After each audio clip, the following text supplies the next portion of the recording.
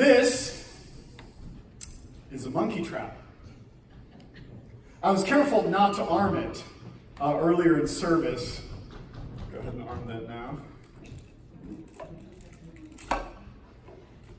I was worried that if I left it like this during service, Pete would be trying to play guitar with one hand. I was a big fan of survival books growing up, and I read about this technique they used to catch monkeys, which you take a glass jar or a gourd or something like that, where their hand can reach into it, and something in it that they want, and once they have their hand around what it is that they want, it won't get out. Deadly thing. And so the monkey will just sit there frantically trying to pull its hand out of it until the trappers can come along and tie it up and sell it on the black market. And we look at this and we think, how incredibly dumb is that? Silly monkey, don't you know? You're not getting what you're after. Someone's coming to tie you up and take you captive. Surely we would never be so foolish as to be trapped by our own desires. You have your Bibles open with me to Matthew chapter 5, starting at verse 27. We are continuing a series on the Sermon on the Mount. If you've missed any part of that, you can check previous sermons on our Facebook page. We're just going line by line. Jesus said, "You have heard that it was said, 'You shall not commit adultery.' But I say to you that everyone who looks at a woman with lustful intent has already committed adultery with her in his heart. If your right eye causes you to sin, tear it out and throw it away. For it is better that you lose one of your members than that your whole body be thrown into hell. And if your right hand causes you to sin, cut it off and throw it away. For it is better that you lose one of your members than your whole body go into hell." I remember when I first read this particular verse. Jesus says, "You've heard that it was said, 'You shall not commit adultery,' but I say to you." Can you imagine if somebody came to you and said, "Well, you've heard that the Constitution says, but I say to you"? I mean, we don't even let the highest courts in the nation say stuff like that. And so Jesus' hearers, hold on. What are you saying about yourself as he continues in this pattern of his teaching? Now, last week, he's just informed everybody that is listening to him that they are breakers of the 6th commandment. They were all murderers. And now he goes on to the 7th. If you look at the 10 commandments, you have the first 4 have to do with God. No other gods, no idols, honor his name, honor his day. The 5th is a transition, honor your parents. And then the next 5 go in order of decreasing severity. Don't murder, don't commit adultery, don't steal, don't lie, don't covet. And he doesn't start with what we consider the smaller sins like lying and coveting. He begins with murder and says, "You think you keep the law? You're a lawbreaker." He says, now that he's established that they're all murder, he says, well, let's move on to adultery. And it's really something because we don't take Jesus seriously. Church people don't. Because if I had surveyed you before we started this series and said, well, how many of the 10 commandments have you broken? Most of us would be far more willing to admit breaking maybe the more minor ones in our eyes than things like murder and adultery. I mean, we say, well, maybe technically I have. In the same way that we say, well, maybe technically I speed, but really it's the reckless drivers like Stephen that drive faster than you. Just got to keep going back to that sore wound there. And so we judge ourselves, right, by our surroundings. And am I better or worse than the people around me? But I have to ask you, as we go through this, does your self-image match the way your Creator describes you? So Jesus says, you've heard that it was said, you shall not commit adultery, but I say to you that everyone who looks at a woman with lustful intent has already committed adultery with her in his heart. The sin of adultery is not limited to a physical act, because that's what his hearers assume. That as long as I am not physically cheating on my wife, I'm good. I'm following the law. Recently, a megachurch pastor, John Gray, admitted to, he was very careful to say it was just an emotional affair. Which is a way of saying, well, I committed like adultery light. Like the fun-sized adultery. It's still adultery. Just not carried out to the same extent. It starts in your heart. And here's the really important thing. Whose heart does it begin in? Because there's something I've noticed, the way that people talk about lust in the church, and in particular in Southern church culture. Where do we place the burden of lust? I remember talking to somebody from another church in a town that I had served in, and they were saying, oh yeah, we're going to do like a fashion show for our young girls. We're going to teach them to dress modestly, and we're going to show them that you can still, wear pretty clothes and be modest. And there was nothing wrong with that desire. But what I noticed is that in their practical approach, there was no compliment to it for the males. So what is the message that sends to these young women? It's your fault. So much more attention paid to the dress of women than to the hearts of men. Met a pastor of another church, and he said, man, I got this woman in my church, and she's just dressed in every Sunday trying to make me stumble. Really? Now, I haven't met the woman. I don't really know the specifics of the situation, but I have a suspicion that the issue had less to do with her neckline than his heart. And what we're doing there is we're trying to find something else to fix the blame on. To say, I can't help myself. In the book of James, he writes to the church, he says, stop blaming God for your temptations. Here is where it comes from. James chapter 1, verses 14 and 15. But each person is tempted when he is lured and enticed by what? His own desire. Then desire, when it has conceived, gives birth to sin, and sin, when it is fully grown, brings forth death. Here's the nature of the monkey trap, right? This is not one of those traps that you bury in the ground and cover with leaves. In fact, it requires that it be visible, because it preys off of your desires. You're drawn in by what you want, and then things go from bad to worse. For some of you, I probably could have just put your phone in there.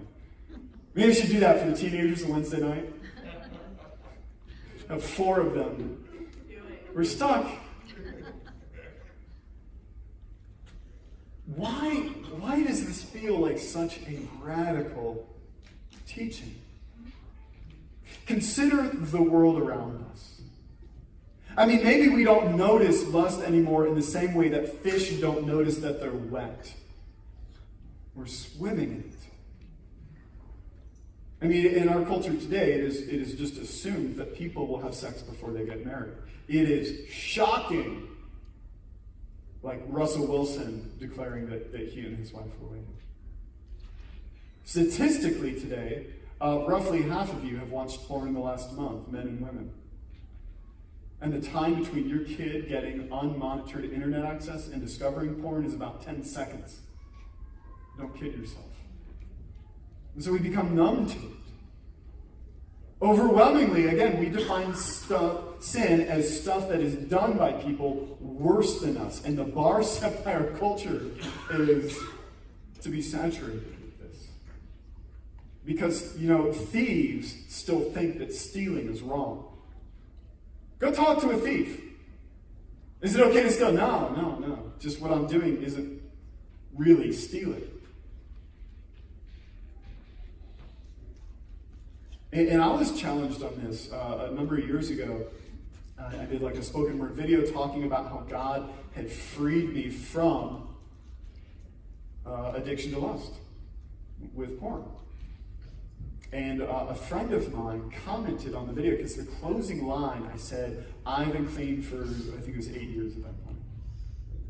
And he just commented, he said, what do you mean by clean? It really made me think, because, what I was going for is, I'm not a slave to this anymore, and I've not fallen back into old habits. But when I consider the teaching of Jesus here, can I say that I'm without sin at all? I mean, Jesus isn't even talking about porn here. Porn, as we know, that's just in the last 30 years, really. Just a passing thought that you linger on. Jesus says this is adultery. But then we plead, that can't be the case, Jesus, because then we would all be guilty. Do you feel the impact of this teaching? It seems unbearable. I mean, many people in the audience at this point would just say, you know what? I'm going to dismiss that because I cannot live under the guilt of continual shortcomings that I know that I have. Jesus is aiming for discomfort here. He is aiming for an unbearable state because they were self-satisfied in their own righteousness, in their own ability to follow the commands of God. And so Jesus just lays bare the real intent of the law, that God is after your heart and you do not measure up, so that they would come to the healer, to the only one truly clean. So what hope is there for any of us? Well, Jesus lived this out. He was without sin. And again, consider the fact that Jesus regularly hung out with prostitutes. You think there was never an opportunity for sinful thoughts? And so we look at the book of Hebrews, and it tells us, especially in this area, Hebrews 4:15, for we do not have a high priest, talking about Jesus, who is unable to sympathize with our weaknesses, but one who in every respect has been tempted as we are, yet without sin. And if you read the book of Hebrews, the trail of thought here, he's talking about Jesus compared to the high priest who ministered in the temple. And he said the high priest, those people you go visit, they understand your problems because they struggle just like you do. And so you can go to them and relate, but their problem is that they're sinful. And so how can you go to them and expect them to fix your sin issues? And yet in Jesus, we have somebody who knows your problems. He understands our weakness. More than any other struggle, lust is one that tends to isolate people in shame. God already knows what you have kept hidden from other people. And yet what we find as we go to Jesus is an understanding. He has felt our weakness, but he never gave in to it. And so we see him as the perfect man, not, though, as an example for us just to try harder, but because we get his perfect obedience applied to us. And Jesus defeated sin and offers freedom from its rule in his life and death and resurrection. And so the next verse follows this one. Let us then, with confidence, draw near. See, we isolate ourselves in fear and shame. He says, with confidence, draw near, not to the throne of judgment, but because of the work of Jesus, the throne of grace, that we may receive mercy and find grace to help in time of need. So I just want to say to you, those of you who from the beginning of this message have felt a heavy weight on your chest, do you know that you can be confident as you draw near to God and receive grace? Forgiveness breaks the cycle of shame that keeps people trapped in addictions like this. Consider those who struggle with binge eating. What is the pattern they have? They overeat, and then they feel disgusted with themselves, and that self-hatred follows into shame, and then they return to their coping mechanism, which is to do the same thing again. You see this pattern again and again. It doesn't matter what your addiction is. There are only two ways to deal with guilt. One is to be innocent in the first place. And I'm sure that some people listening to Jesus in this sermon is like, No, I reject his ability to declare God's intent of the law. I'm going to still consider myself innocent. You need to either be innocent or you need forgiveness. Grace kills guilt. And so again, understand, we don't just dip into the Sermon on the Mount to pull out moral teachings. The foundational message that Jesus is going for is that you need something greater than yourself to restore your rightness with God. So if we say, okay, I can go with boldness before him and receive forgiveness, what do I do tomorrow? Jesus goes on. If your right eye causes you to sin, tear it out and throw it away. For it is better that you lose one of your members than that your whole body be thrown into hell. And if your right hand causes you to sin, cut it off and throw it away. For it is better that you lose one of your members than your whole body go into hell. Now I want to be clear here. Jesus is using a teaching technique known as hyperbole. He's not commanding literal severing of body parts. But there is a clear point that he is going for. My parents got me a book back when I thought I was invincible at the age of 18. I used to go rock climbing without any safety gear. They got me this book by a guy by the name of Aaron Ralston.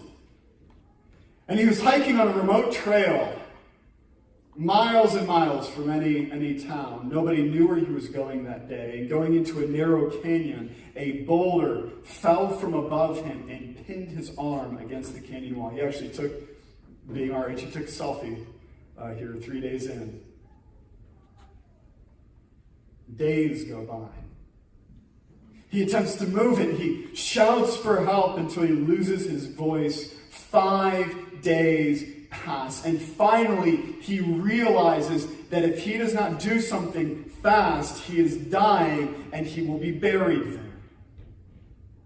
And so in a moment of frantic effort, he actually bends his arm, snaps the bone in his forearm, and then pulls out a dull pocket knife and inch by inch severs his own arm. And then he rappels down a cliff and hikes 7 miles before he finds another person. Just an incredible story of survival. And honestly, it left me asking myself, could I do that, or would I just lay down and die? How many of you would just lay down and die? Like, even if you knew you could live? Honestly? No thanks, I'll die. And the point that Jesus is making here is that when it is a struggle for your soul, you make whatever sacrifice is needed. Now, the monkeys with their hand caught in a jar like this, they can't make the connection. Because what they keep aiming for and cannot achieve is they want both their desires and freedom. They don't understand that it's mutually exclusive and they need to make a choice. It is one or the other, and that is what Jesus presents to his audience, is that you need to make a choice. And again, this strikes the world around us. It's so strange. Firstly, because we've gotten used to our chains. I mean, really, we're a world of people who basically learn to do everything, within the limitations of, these addictions that bind us and control our day-to-day lives. Secondly, we've come to view sexuality as a fundamental human right, at the very core of who we are, and so it is unthinkable that we would let go of that. Because some of you looking up here are like, well, that's fine, I don't really like chocolate. It's not a problem for me. But understand, when it comes to sexual ethics, for many people to follow the standards of the Bible feels like literally severing a part of your soul. To give it up seems painful beyond belief. It would be as though we literally told people, yeah, you want to follow Jesus, it'll cost you an arm or a leg. You get to choose which one. And so they look at us and they may recognize the purity of what we preach, But they see in themselves, just as those of you who said, if that were me stuck in the canyon, I could not do it. Understand that what Jesus is describing here is not possible on your own strength. It's not. And so if all we tell people is, here's the morality you need to live up to, here's the morals, stop doing bad and do good, we are preaching death to them. It is only when Jesus changes a person's heart that they find the ability to begin removing sin by his power. There were only two options for Aaron, the hiker. He was either leaving that canyon as a corpse or minus an arm. Jesus describes only two options for us. Either a life that is headed to hell or a life that is defined by sacrificing anything and everything in your life that causes you to stumble. Which does yours look like? 1 Corinthians 6:18 says, flee from sexual immorality. Every other sin a person commits is outside of the body. But the sexually immoral person sins against his own body. I'm always sensitive about hyper-focusing on one sin as worse than all others, because again, we tend to do that with sins that we don't struggle with, so that it's other people who are the real sinners. And yet there's a dimension to sexual sin that, in my experience, is so much harder than other things to break. So he says, if you see this,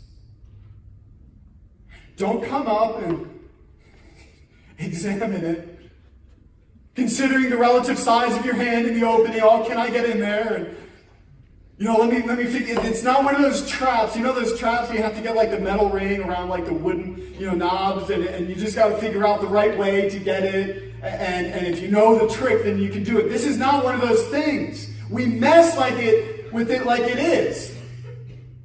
It says, flee from it. I'm going to disarm this. Don't worry, I'm not going to leave this up here tempting some of you after service. Do you know where you're weak? Do you know where these traps exist in your life? As somebody in the digital generation, right, I can tell you there are vast areas of the internet that I simply do not visit at all. Like I never search hashtags under Instagram. Because you can take literally any hashtag puppies, and I guarantee you, within the first 10 images, there will be something sexual. It is the nature of our culture. So knowing that, I avoid it. I don't want to go near that. For a long time ago, an acronym for identifying when you are going to be weak to temptation, and it is HALT, H-A-L-T, when you are hungry, when you are angry, when you are lonely, and when you are tired.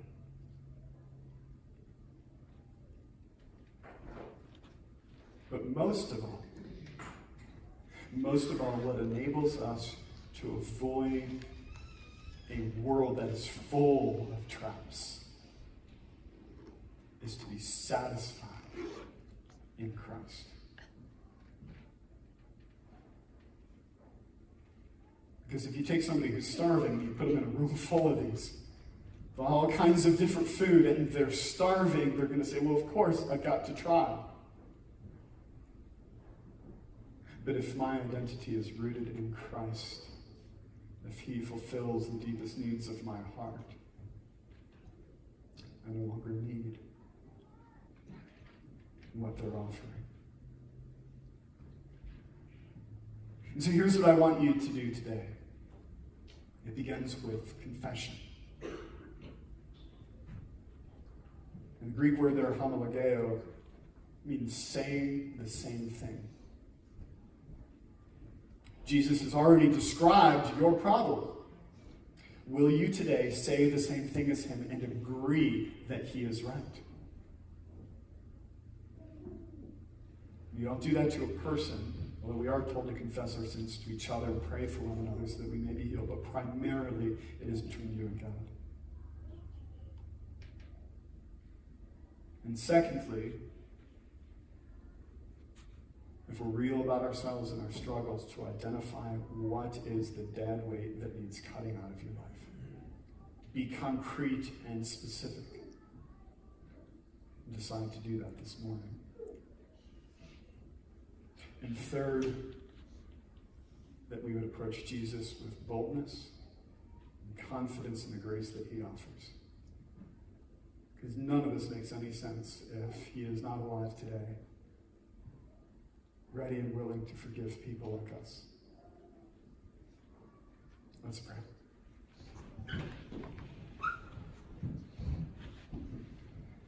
God, I ask that you have mercy on us. So often we have refused your standards and substituted our own.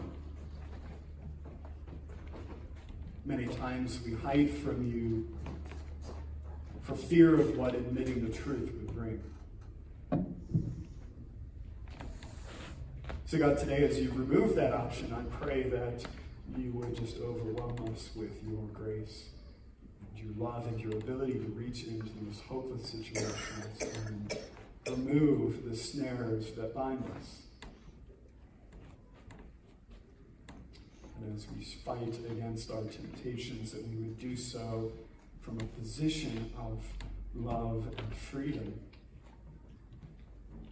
not simply as people overburdened by guilt and attempting to reach a standard they can never reach. Pray that in all these things that you would be glorified in our lives.